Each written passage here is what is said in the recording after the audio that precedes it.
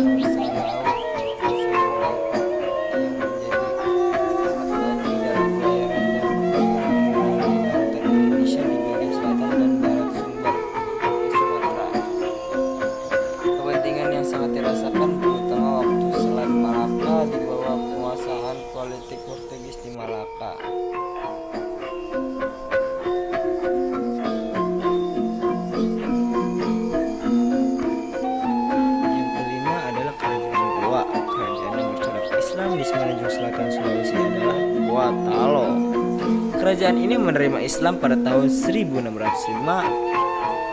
Masehi. Raja yang terkenal dengan nama Tumaparisi Kalona yang berkuasa pada akhir abad ke-15 dan permulaan abad ke-16.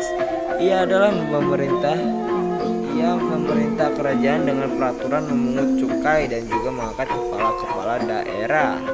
Kerajaan Gotalo menjalin hubungan dengan Ternate yang